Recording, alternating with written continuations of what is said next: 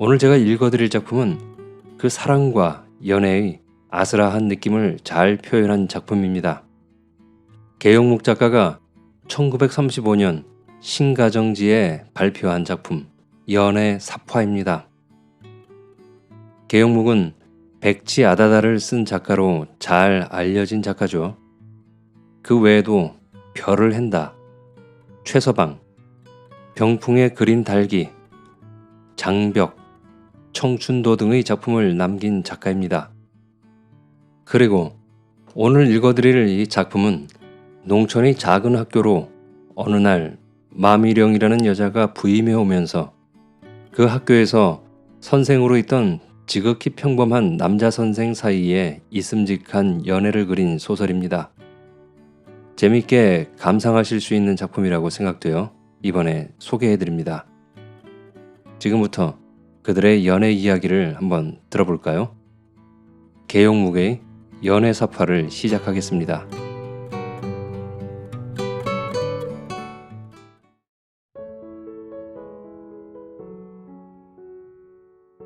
연애 사파 계용묵.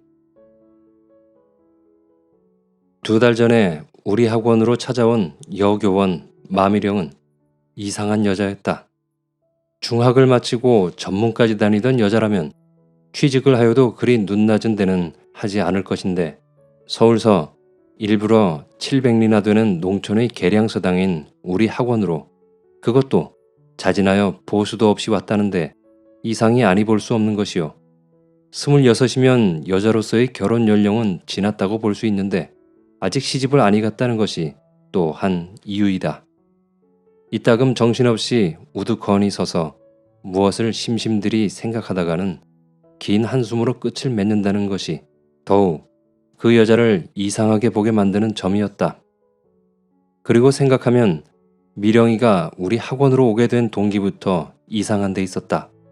시일보 독자 이용란이라는 것을 통하여 하루는 농촌에 있는 사립소학교로서 경비 부족으로 교원을 못 쓰는 학교가 많은 듯 하오니 어디든지 기별만 하시면 원근을 물론하고 찾아가서 힘가는 데까지 조력을 해드리고자 합니다 하는 기사를 보고 때마침 교원 문제로 쩔쩔매던 우리 학원에서는 아직 학교로서의 양식조차 이루지 못한 존재였으므로 웬걸 하면서도 만일을 위하여 엽서 한 장을 띄웠더니 두말 없이 승낙을 하고 찾아온 여자가 미령이다. 그래서 우리 학원에서는 무산아동, 즉 가난한 아동을 위하여 나선 여자라고 귀엽게, 두렵게, 우러러 그리고 감사하게 맞았다. 그러나 무산아동의 교육을 본위로 나선 여자라면 학원의 설비 같은 것은 문제도 삼지 않을 것인데 걸상 책상 하나 없고 삿자리만을 깔아놓은 너무도 초라한 존재에 놀라며 공연히 찾아왔다고 후회하는 빛이 보일 때 학원을 위하여 짐짓 컸던 우리들의 기대는 여지없이 깨어지고 말았다. 며칠도 못 되어서 그는 다시 돌아가려고까지 기회를 엿보고 있는 것이 아니었던가. 숙소도 비교적 거처에 편할 만한 곳을 택하여 우리 마을 잡고도 가장 깨끗하다는 집 사랑방을 한 채 얻어서 따로에 맡겼건만 2, 3일이 지나도 행리도 풀지 아니하고 이불만 댕그러니 자고는 일어났다. 그러던 것이 자기를 지성으로 대하는 학원의 정성에 감화되어 떠나지를 못하여 며칠을 지나는 가운데 이러한 학원의 존재로서는 너무도 지나칠 만큼 인격자들이 교원들임에 그는 놀라는 한편 여기에 마음이 기울어져 아주 있기로 마음을 재우고 행리를 풀어놓았다는 것이 우리들의 추측에서뿐 아니라 그것은 분명한 사실이었다. 어떻게 핑계를 대면 집으로 돌아갈까 궁리를 하던 끝에 미령은 자기의 집에다 아버지 병환이 위독하니 빨리 올라오라고 기별을 하여 달라고 편지를 붙여놓고서 회답이 왔으면 하고 기다리는 동안에 교원들의 이력을 알게 되매 마음의 위안을 느끼어 급기야 받은 회답은 오히려 학원의 눈에 띄일까 두렵게 찢어버리고 그런 티도 없이 있었다는 것을 얼마 후 미령을 동무하느라고 같이 자며 묻혀놓던 그 주인집 딸 신덕에게서 자세히 들을 수 있었다. 그러나 미령이가 학원을 위해서 있었던 것이 아니오 교원들이 인격자들이기 때문에 있었다는 그 이유가 어디에 잠재해 있을 것인가는 아직도 알 수 없다. 하지만 미령이가 우리 학원 꼴을 보아서 교원들만은 상당하다고 본 것은 그리 잘못은 아니었다. 오직 나 자신만이 이 학원의 10년 전 야학 당시의 수료밖에 없는 미미한 존재이었을 뿐이고 그 밖에 세 분 교원은 모두 간판이 좋았다. H대학을 나온 서 선생, S 전문을 마친 이 선생, 그리고 졸업까지는 못했지만 최 선생도 M대학을 맞번이었던 것이다. 그러나 내용을 알고 보면 이들은 다 가사에 관계하는 분들이어서 교원이라는 명목만은 걸어놓았으나 학원에 전력은 못 쓰고 틈 있는 대로 시간을 보게 되는 것이므로 열흘이면 닷새는 출근을 못한다.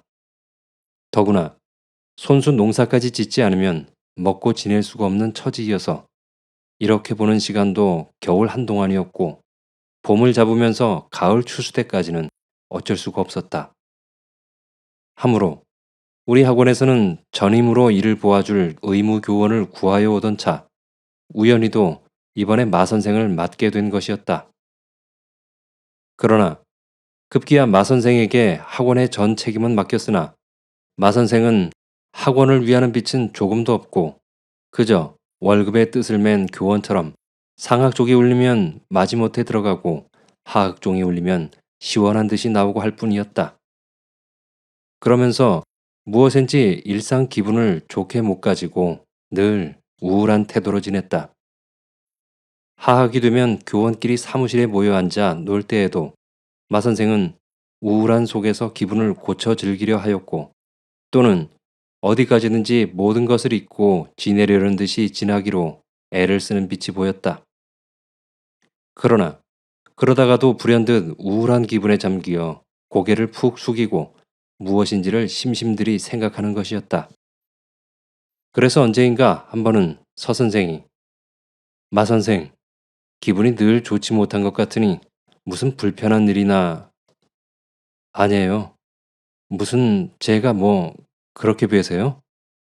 저는 뭐 별로 하고 그것은 천만의 소리라는 듯이 대답을 한다. 그래도 무슨 수심이 있는 것 같은데요? 글쎄요.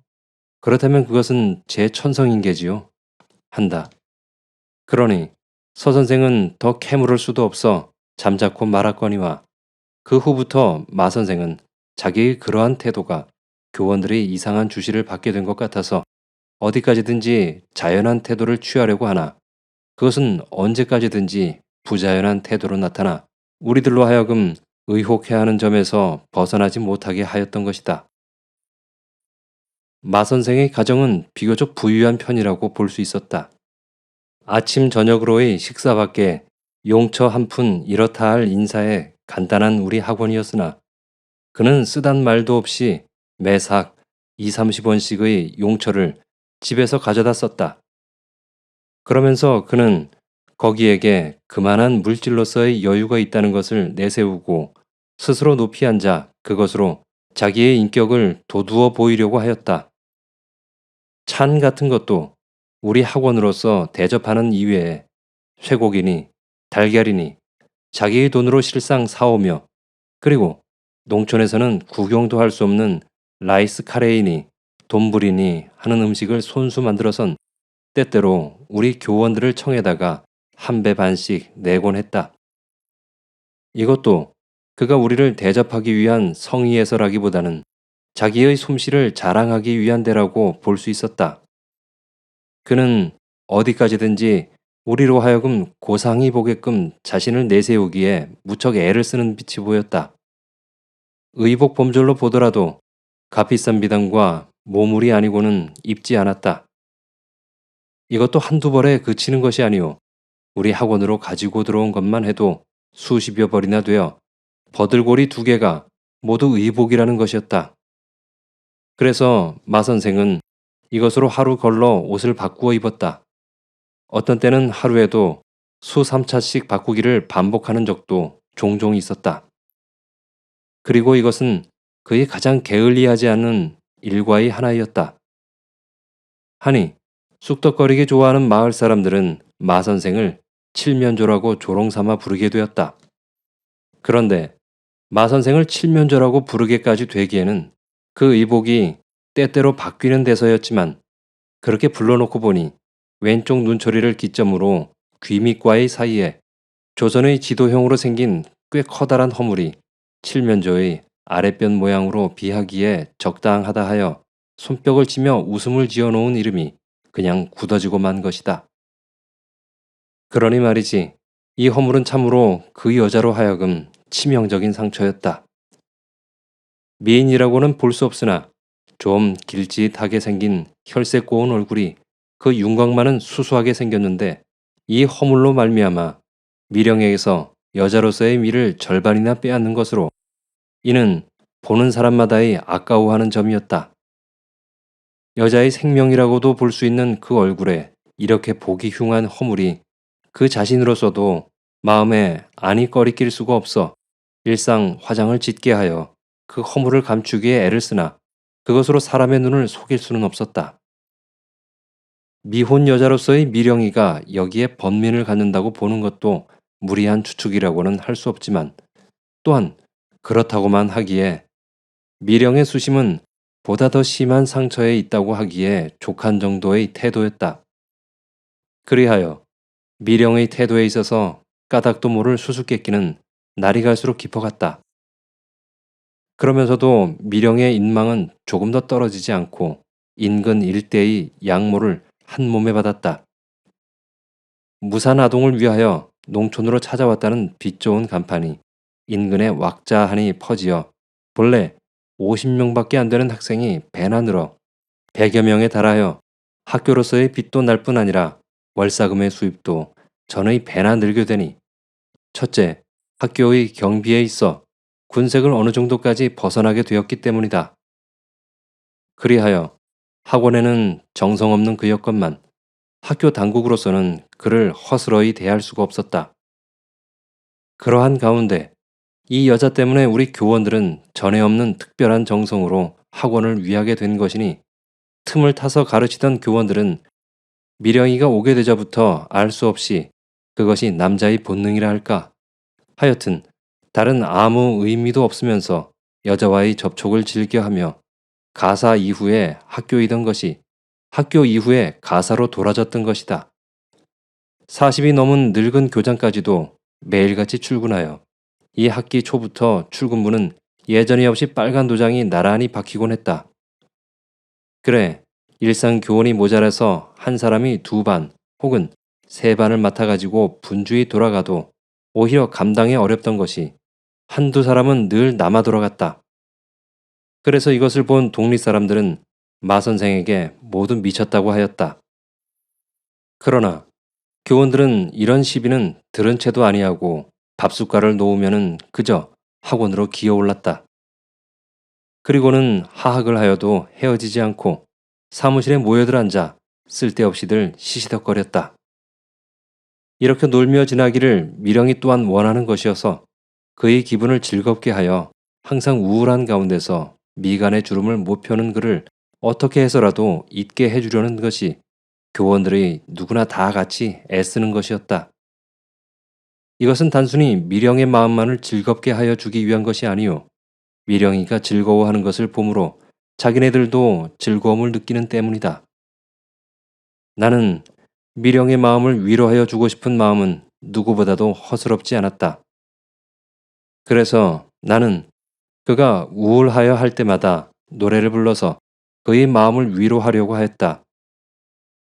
노래는 가장 나의 좋아하는 것으로 그렇지 않아도 늘 불러가지고 있던 나였지만 미령을 위하여 노래를 부를 때 내 마음은 이를 데 없이 즐거웠다. 미령이도 성대는 그리 좋은 편은 아니었지만 노래는 퍽이나 좋아서 불렀다. 속된 유행가까지도 그는 모르는 것이 없었다. 그러나 여자가 함부로 노래를 부르면 자기의 위신에 관계되는 것을 꺼리는지 혼자로서는 절대로 입을 벌리지 아니하고 내가 시작을 하여야만 따라서 그리고 흥에 겨워 불렀다. 그리하여 우리 둘의 합창소리는 사무실이 떠나갈 듯이 때로 불러졌다. 하지만 다른 교원들은 미령이와 내가 단둘이 늘 흥에 겨워서 부르는 노래를 싫어했다. 미령이가 즐거워하는 것은 실을 이치가 없었지만은 내가 미령을 즐겁게 하는 것이 그들로 하여금 질투심을 일으키게 한 것이었다.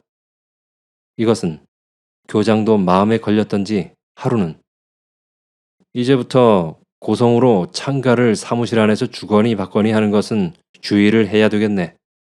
우선 동네 사람들의 시비도 시비려니와 학교의 체면으로서도 안 되었으니까 하고 주는 주의도 받았지만 사실 동네에서도 꽤 떠돈 모양이었다.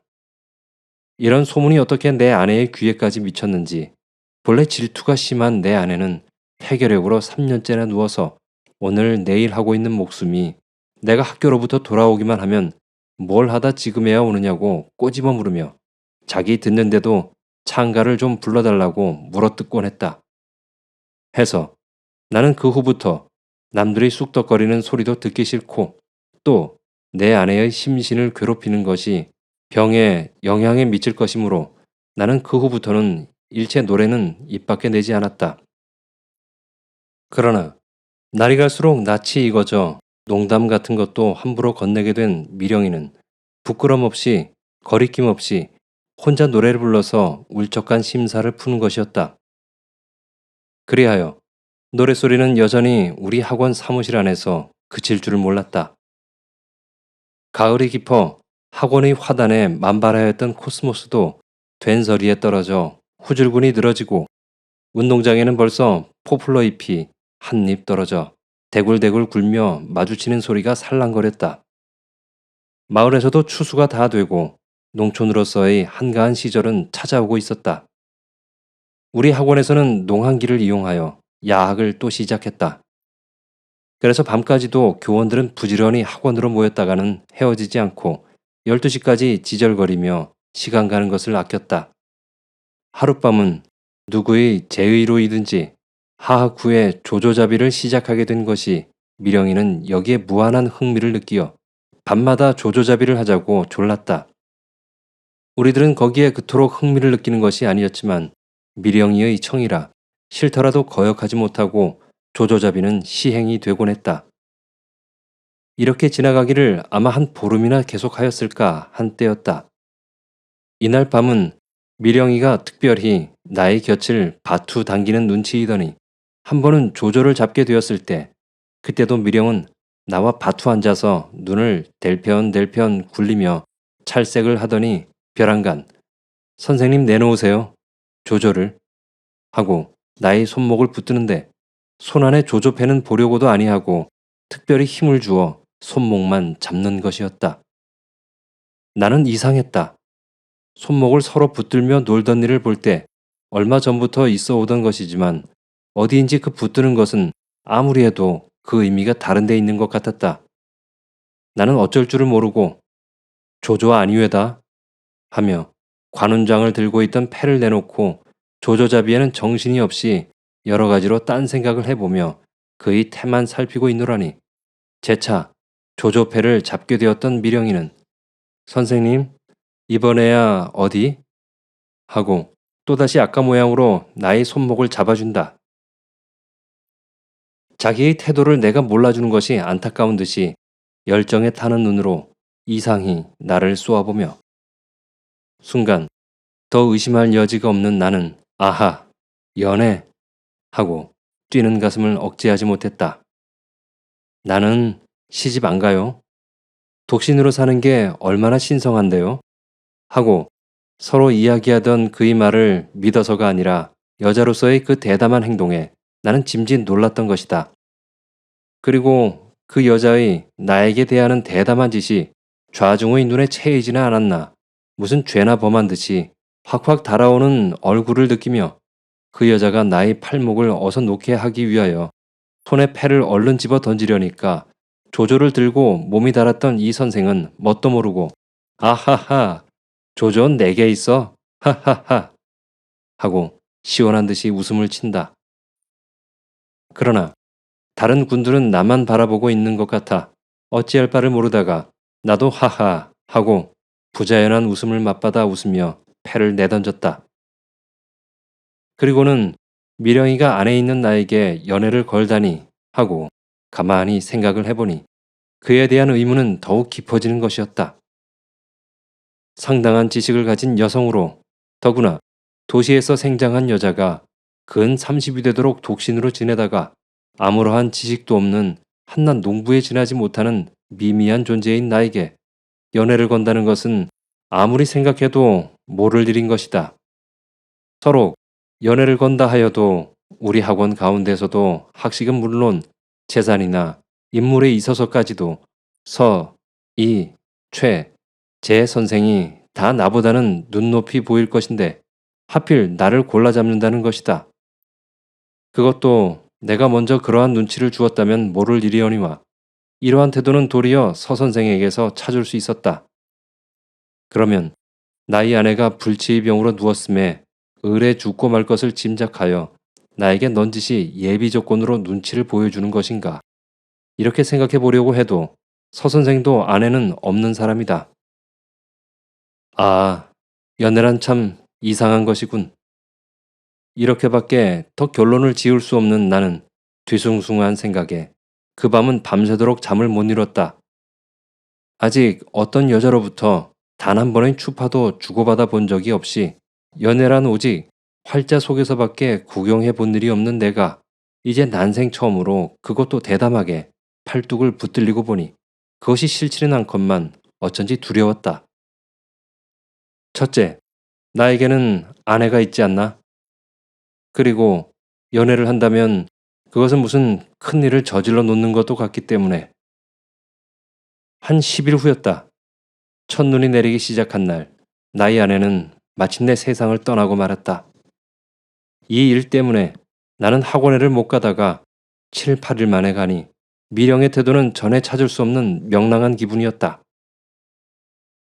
말 못된 얘기는 다 말할 수 없지만 원참 그렇게도 하고 미령은 고개를 숙인다. 할 수 있습니까? 내 말이 떨어지기도 전에 뭘 이군이야 땡 잡았지. 더 고운 색시 얻을 텐데 하고 서 선생이 농을 붙인다. 그럼요. 바로 말하면 남자들이야 무슨 관계가 있습니까? 그리고 미령이는 가볍게 한숨을 쉰다. 색안경으로 늘 그를 비춰보려고 해서 그런지 그 한숨 속에는 무슨 애수가 담기운 듯했다. 그러나 전날 쉬던 한숨보다는 퍽이나 가벼운 명랑성을 띤 것이었다. 며칠이 지난 어느 날 석양이었다. 그날은 마침 볼 일들이 있다고 하학이 되자 교원들은 다 돌아가고 사무실에는 미령이와 나와 단둘이만 남아있게 되었다.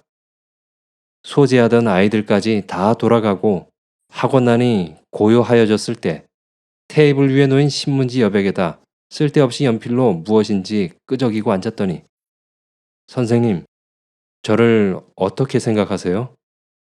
하고 약간 떨리는 음성으로 반쯤 고개를 든다. 나는 벌써 속으로 지난날의 조져잡던 그날 밤 일을 연상하고 가슴이 뜨끔하였다. 네? 선생님, 저는 그동안 선생님의 말씀을 얼마나 기다렸는지 몰라요? 그리고 엄숙한 빛을 띤 얼굴에 열정에 타는 눈이 대담하게도 나를 쏘아본다. 나는 대답에 궁했다. 나는 실상 나를 사랑하는 미령이가 싫지 않았다. 나도 그동안 미령으로부터의 태도를 살피며 적지 않게 혼자 속을 태워온 것이 사실이다. 그러나 연애를 한다면 하고 뒤에 올 두려움이 사랑의 불길을 가로막고 서는 것을 얼마나 애달파했는지 모른다. 하지만 지금은 아내가 없는 나이다. 그 여자를 사랑하는 데는 얼마쯤 몸이 가벼워진 듯했다. 하나 무엇 때문인지 사랑해서는 안 될 것만 같았다. 하면서도 내가 사랑을 받지 않을 때 그 여자는 얼마나 나 때문에 마음이 괴로울고 생각하는 순간 나는 다음과 같은 말이 끝날 때에야 그렇게 대답할 줄을 알았다. 마 선생만 저를 사랑하여 주신다면. 그리고 다음 순간에는 상배한 지 한 달도 못 된 놈이 이 말 한마디가 죽은 아내에게 무던히도 미안스럽고 좀 더 나아가선 무슨 죄까지 짓는 것 같아 소름이 쫙 하고 느끼어짐을 느끼었다. 저는 언제부터 선생님을 사랑하고 있었는지 몰라요. 그리고 숨었던 한숨이 밀려나오는 듯이 길게도 고이 쉬며 짓는 미소는 내가 미령이를 알게 된 후 처음 볼 수 있는 아름다운 미소였다.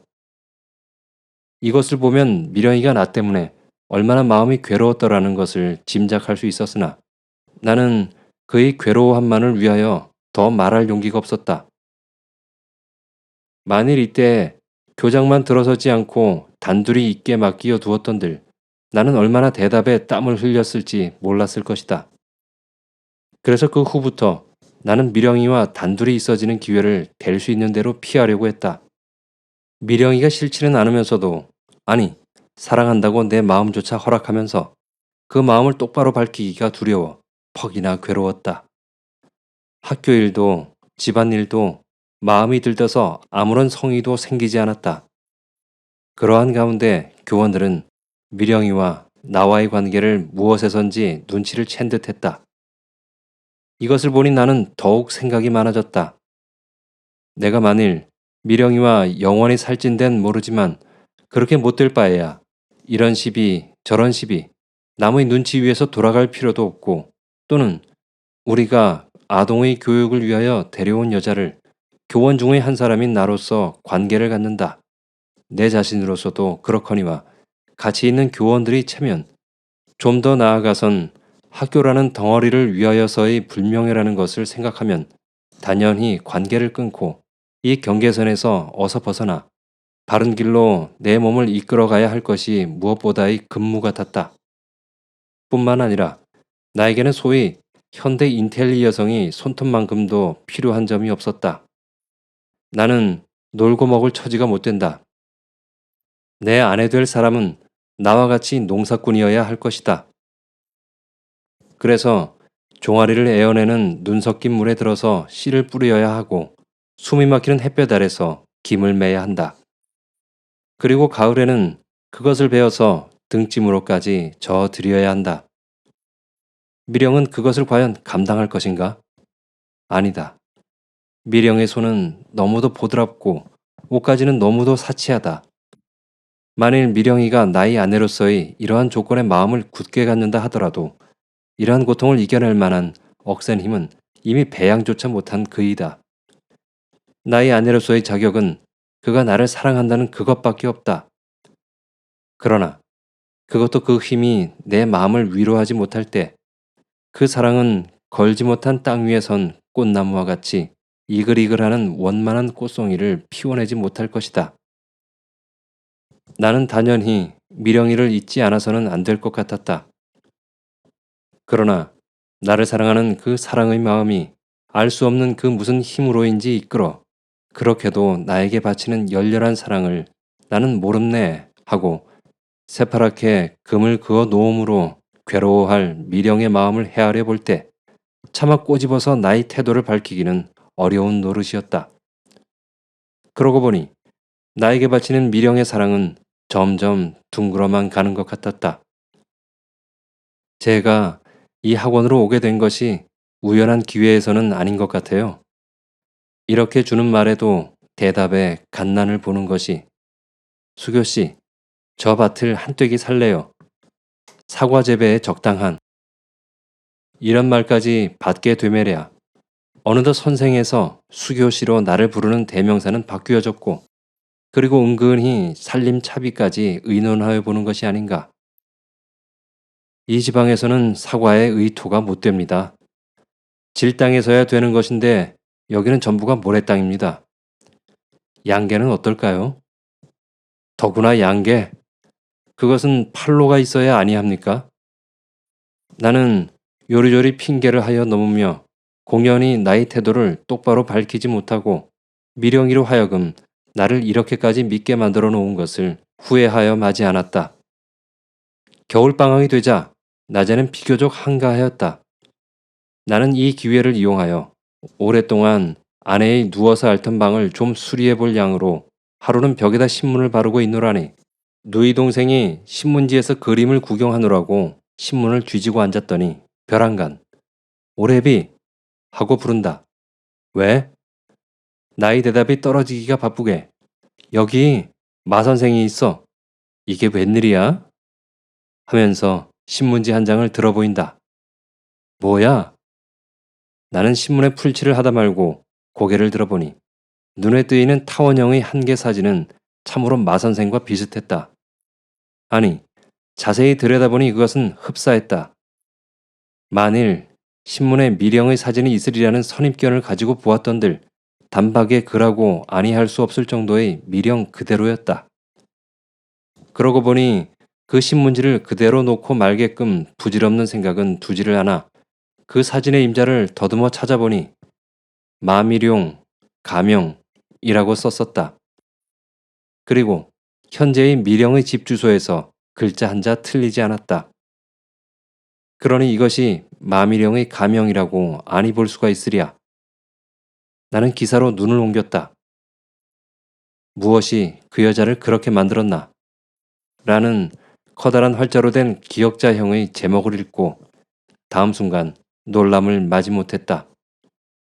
그 옆의 자살을 도모하기까지의 경로라는 소제목을 찾을 수 있었거니와 이 기사는 소설식으로 4, 5회를 계속하여 내던 것으로 4년 전 봄에 신문이 배달되기가 바쁘게 주워 읽고 그 여자로 하여금 세상을 저주하지 아니치 못하게 된 동기에 눈물겨워 동정하는 마음으로 일시는 우리 학원 안에서도 커다란 화제가 되던 그 기사였다. 하니 이제 그 주인공이었던 여자가 우리 학원의 교원으로, 아니 나를 사랑하는 여자가 되어 있는 것을 알 때에 어찌 놀라지 않을 수 있으랴. 나는 신문 뭉치를 5회까지의 기사를 찾아내려고 산산이 풀어헤치고 뒤졌으나 이미 나선 일밖에 찾을 수가 없었다. 그러나 그때의 묵은 기억으로도 그 기사의 문면은 아직도 머리에 새롭다. 3번의 시련, S여고보 3년 때 어느 동무의 오빠의 동무라는 동경 유학생으로 첫사랑의 꽃이 1년을 남아두고 피어오다가 철석 같은 언약으로 남자의 간절한 청을 차마 거역하지 못한 그 일순간이 다음 순간에는 남자로서의 한낱 향락의 도구로서밖에 지나지 못하였던 것을 알았다. 그리하여 처녀로서의 생명을 잃은 미령이는 남모르게 혼자 애를 태우며 눈물을 삼켜오다가 모든 것을 단념하고 오직 공부에 전심하여 우수한 성적으로 그 학교를 졸업하고 전문으로 들어가 꾸준히 학업을 계속하여 오다가 졸업을 전후해서 우연히 알게 된 어떤 전문 학생과 교제를 하여 오던 것이 그 학생에게서의 모든 조건을 갖추었다고 찾게 된 것이 모르는 사이에 지난날의 상처는 잊은 듯 사랑의 um이 싹트기 시작하여 스위트홈의 꿈속에서 청춘의 피는 끓을 대로 끓어 그야말로 그 학생을 순정으로 사랑하게 되었다. 그러나 그 학생에서 찾을 수 있던 미점은 역시 일시에 불타는 욕심에 미령을 끌기 위한 가면 속의 짓인 것을 다시금 경험하고 났을 때 미령이는 모든 남성을 저주하는 나머지 세상을 비관하게 되었다. 학교도 집어치우고 두문불출로 1년을 방구석에서 히스테리에 가까운 상태에서 빚어낸 온갖 공상이 그 여자로 하여금 전율할 생의 변화해로 이끌어냈다. 현대의 모든 남성을 저주하고 세상이 비관될 때 여자로서의 자기의 존재도 그것을 상대로서밖에 더 나아가서는 있지 않을 것 같았다. 그리하여 치욕의 생과 영예의 사 두 갈래 길에서 방황을 하였으나 오늘까지 받아온 수양이 자리 잡고 앉은 양심은 차마 치욕의 생을 찾을 수가 없어 일시는 영예의 사를 바른 길로 자살을 꾀하여 오다가 더러운 세상으로부터 받는 능욕이 너무도 분하여 살찐된 복수라도 하여 보자는 무서운 생의 힘이 머리를 들고 서둘러 마침내 몸을 카페에 던져 문명의 세례를 받고 젠체하는 모든 남성을 주움 안에 놓고 자기의 에로틱한 웃음에 머리를 숙여가며 침을 삼키고 날뛰는 그들을 보므로 행동을 일삼아왔다. 그러나 미령은 여자였다. 그리고 아직 20이라는 청춘의 끓는 피가 혈관을 뜨겁게 오르내리고 있었다. 아무리 악마 같은 사내들이 추악한 존재이었으나 그 추악한 속에서도 이성으로서의 알 수 없는 매력이 안타깝게도 끌어 사람으로서의 본능인 청승맞은 사랑의 얄궂은 새는 미래를 부르게 되었으니 자기를 천사같이 따라다니던 어떤 시인을 못 잊는 것이었다. 그러나 그 시인은 카페의 여급 이하는 성질에서밖에 더 나아가서 미령을 대하려고는 하지 않았다. 그래서 세 번째 시련을 당한 미령이는 자기 역시 사람이요 여자인 것을 이제 쫓아 깨닫고 지난날 꾀하던 자살의 쓸데없는 연장이었던 것을 뉘우침과 동시에 이 현실에선 죽음이라는 데 대하여 한 점의 미련도 없이 바야흐로 봄이 물어놓기 시작하는 잔물살 위에 황혼의 그림자가 신비롭게 물든 한강의 푸른 물 속으로 뛰어들었던 것이다. 그러나 세상은 이름 그대로의 고해였다. 이것이 그만 용산 서원의 눈에 띄어 즉석에서 구호선을 저어 경찰은 기어코 성공을 하고야 말았다. 절 그대로 버려두세요. 저를 살려내가지고는 또 짓밟아 주렵니까? 남이 아파하는 것을 보는 것이 그렇게도 즐겁습니까? 놔요, 놔! 하면서 발버둥 치는 것을 마침내 배 위에다 끄집어 올려놓으니 놔요, 놔요! 저 악마들, 이 악마들, 이 악마 쌈지들! 하고 이를 악물고 손을 뿌리쳐 왼쪽 눈초리를 손톱으로 박아주고 당기어 제 손으로 상처를 남겼다는 것이다.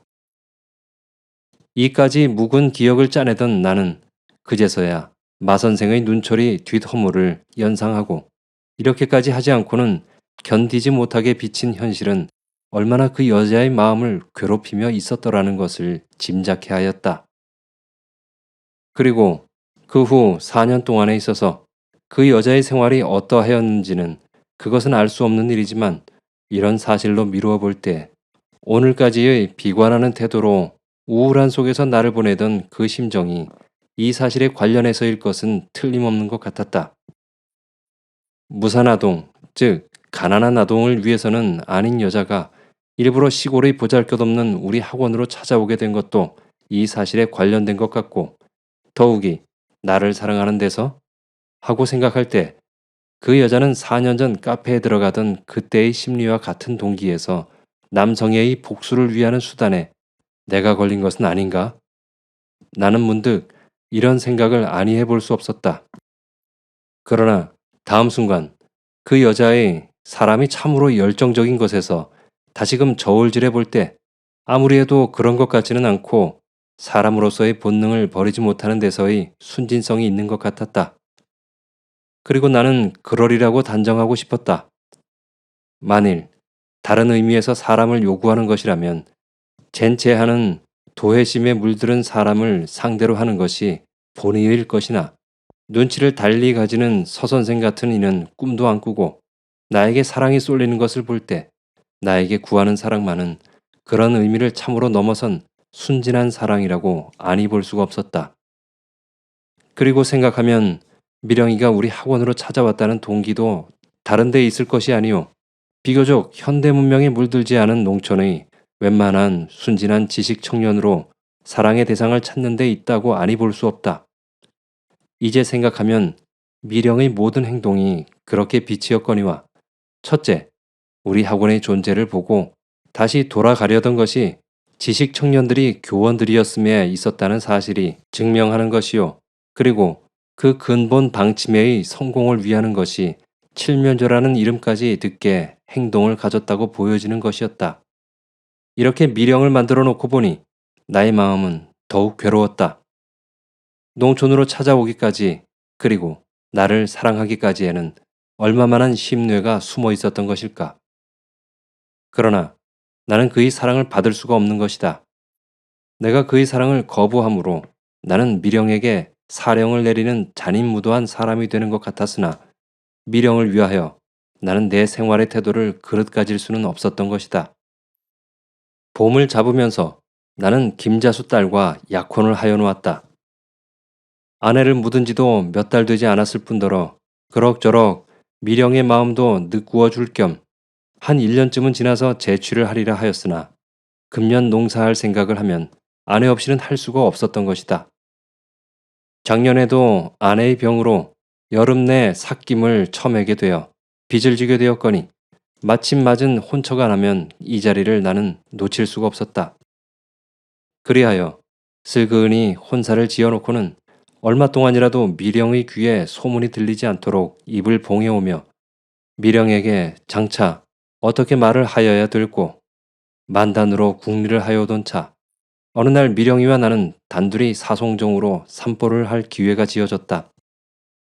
무슨 불편한 일이 있는지 사흘째나 또 우울한 속에서 한숨을 쉬던 미령이는 조용히 무슨 할 말이 있는 듯이 애써 나를 사송정으로 이끄는 것이었다. 나는 그것이 한껏 두려우면서도 장가들 날도 앞으로 한 달 남짓밖에 남지 않았으므로 그 전으로 솔직하게 미리 사정을 말하는 것이 좋을 듯도 싶어서 조마조마한 마음을 붙잡아가며 잔디밭을 거닐었다. 당신 같은 제사는 전 처음 보았어요. 베레바의 밑까지 오르자 미령은 뚝불견 이런 소리를 하며 곁을 바투든다. 나는 내 자신이 특별히 남다른 재주를 가지고 있는 것 같지는 않은데 일반은 나를 제사라고 불러주는 것을 나는 듣거니와 무슨 점이 이제 이 여자로 하여금 내가 제사로 보였는고 이렇게 생각을 해보며 나는 되물었다. 왜요? 글쎄 학교도 안 다니셨다는 분이 모든 방면에 남만 못한 게 계세요? 제사는 참 생이지지하나 봐. 애교에 가까운 미소를 미령은 입가에 보인다. 비행기 태웁니까? 아니에요. 비행기는 누가? 아이 참, 야속한 게 간판이지. 당신같이 풍부한 학식으로 간판만 가졌으면 간판을 얻으세요. 일본 같은 곳으로 가셔서. 요것이 원수랍니다. 나는 두 손가락으로 동그랗게 원을 만들어 보였다. 생각만 계시다면 그야 걱정될 게 뭐 있어요? 그만한 거야 뭐 저래도. 나는 놀랐다. 이런 말을 하려고 나를 제사라고 어두를 꺼낼 줄은 몰랐던 것이다. 말씀만 해도 고맙습니다. 그러나 어디 돈만 가지고 공부를 합니까? 왜요? 못해요. 사정이 계세요? 네. 사정이 있을 게 뭐예요? 떠나면 그만이죠. 그렇게만 하신다면 저도 따라가서 밥을 지어 드릴 테니깐 얼마 안 가지고도 됩니다. 네? 봄으로 떠나게 하세요. 학비 걱정은 마시고요. 네? 나는 땀을 냈다. 어떻게 대답을 해야 할지 몰라 얼른 담배를 내어 입에 물고 그것을 붙이는 것으로 핑계 삼아 어물어물 하다가 아무래도 한번 비극은 일어나고야 말 걸 하는 생각에서 이 기회에 말을 시원히 하여 버리리라 마음을 단단히 조려잡고 저를 잊어주세요 하고 말을 꺼내버렸다. 미령은 아무 말 없이 고개를 땅으로 떨어뜨린다. 저는 사실 마 선생을 사랑할 자격이 없습니다. 마 선생 자신의 명예를 위하여 저를 잊어주시는 것이 행복이오리다. 초로에 묻혀 사는 일개 농군에게 출가를 하셨다면 세상은 선생님을 무엇으로 볼 것입니까? 그렇지 않아요? 고개를 숙인 채 까딱 아니하고 서서 듣던 미령이는 물송진 같은 하얀 눈물이 두 눈에 맺히며 잔디밭 위에 쓰러진다. 여, 여보, 미령씨. 나는 미령의 팔을 붙잡았다. 미령은 흑흑 느낀다. 일어나세요. 뭘 이러십니까? 사람들이 봅니다. 아무리 달래도 듣지 않고 미령은 더욱 소스라쳐 울 뿐이다. 여보, 마선생. 마음을 돌리셔요. 저는 농사꾼입니다. 저는 순진한 당신이 마음에 눈물을 흘리는 거예요. 저는 선생님이 얼마만큼 저를 사랑하여 주시는 줄은 잘 알아요. 저를 버리는 선생님을 저는 원망하지 않으렵니다. 그저 사랑만으로는 원만한 가정을 이룰 수 없는 그 처지를 저는 저주할 따름이에요.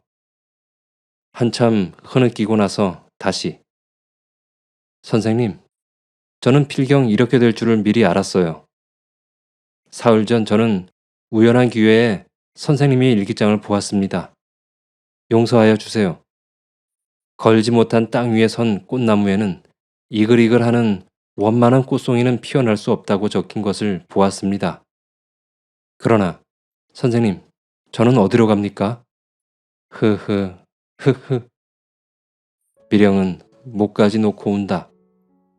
나는 미령의 손을 잡은 채 아무 말도 못하고 정신없이 있었다. 한참이나 흐느끼던 미령은 선생님, 마지막으로 불쌍한 저를 하고 말끝을 못 마치며 미령의 머리는 땅에 박은 채 내 손에 잡히운 팔을 끌어당긴다. 나는 팔목을 놓지 못하고 자석에 끌리는 한 개의 쇠목같이 가볍게 달려간다. 그 순간 나는 아무런 의식도 몰랐다. 무엇에 놀랐는지 푸득하고 머리 위를 날아 넘는 비둘기 스치는 소리에 놀라 눈을 주위에 살폈을 때에야 나는 내 무릎 위에 눈물 어린 미령의 얼굴이 놓여 있음을 깨달았다. 그러나 미령은 그냥 울고 있었다. 언제까지라도 그칠 줄을 모를 듯이 그냥 울었다. 그 후 미령은 몸이 괴롭다고 사흘째 학원에 나오지를 않고 자기 방에서 뒹굴더니 닷새 만인가 우리 학원을 영원히 떠나갔다. 학원 안에서 교원들은 물론 온 동네에서까지라도 미령이 갑자기 떠나가는 그 연유를 몰라서 궁금해하며 종래의 의문에서 풀 수 없던 수수께끼는 더욱 얼클어져 모여 앉으면 그 여자를 두고 수군거렸다. 그러나 나는 나도 모르는 채 누구에게도 나와의 관계는 물론 그 여자의 경력조차도 일체 입 밖에 내지 않았다.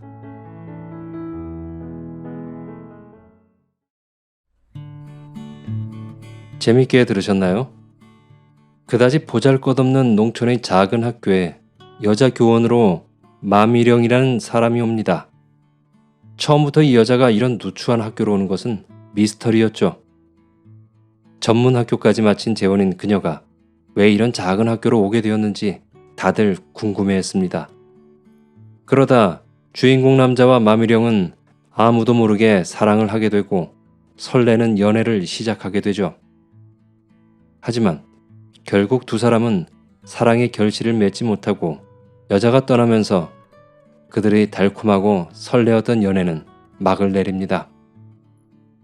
이 소설은 특별히 우리에게 무언가 큰 주제의식을 남기려 하는 작품은 아닌 듯합니다.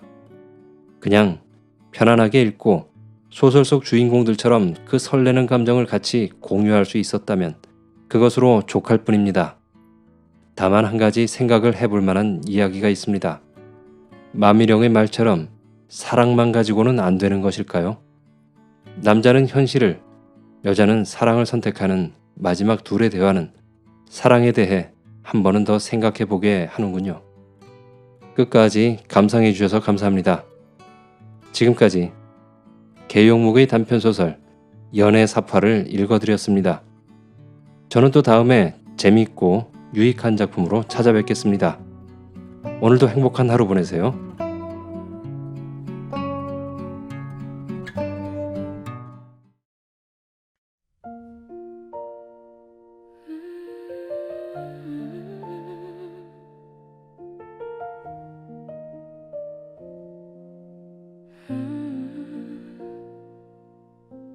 봄 햇살이 부드러웠던 오후 너의 미소는 한여름의 그 빛처럼 눈부시게 남아 내 안의 모든 계절을 너로 물들였어. 그렇게 사랑했어. 수줍던 너의 손끝이 스칠 때 세상 모든 소리는 사라지고 너와 나누던 향긋한 커피 향만이 주위를 맴돌았지. 첫사랑의 달콤한 그 느낌은 조용히 스며들고 봄날의 햇볕처럼 내 안을 채워 난 알았어.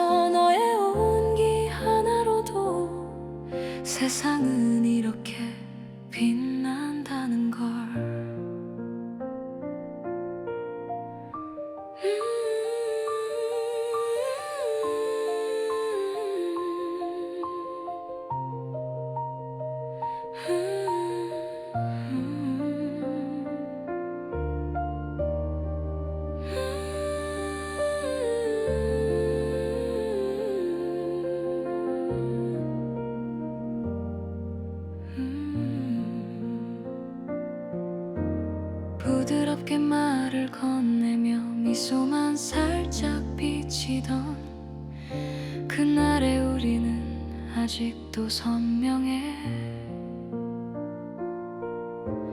꽃잎처럼 가벼운 마음이 조금씩 흔들렸어. 그게 너라서 그게 나라서 행복했던 그 시간. 수줍던 너의 손끝이 스칠 때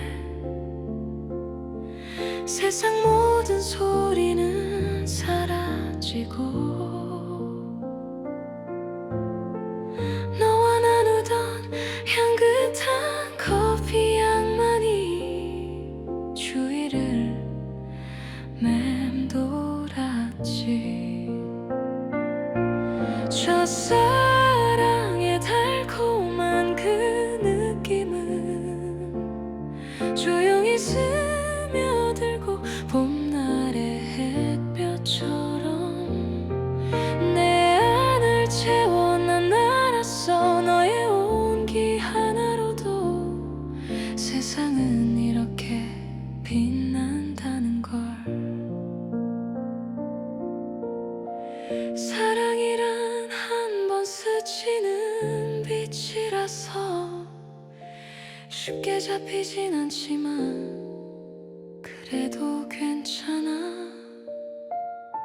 내 안에 남은 너는 언제나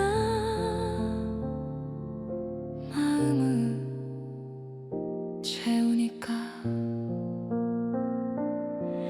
너의 미소는 달콤한 바닐라 향처럼 찬란히 스며들어 무수한 시간을 지나도 너는 여전히 빛나고 내 마음은 여전히 너를 꿈꿀 거야. 이 시간이 지나도 내게 머물던 너의 마음은 언제나 따스할 거야. 이 시간이 지나면 내게 머물던 너의 마음도 따스하게 기억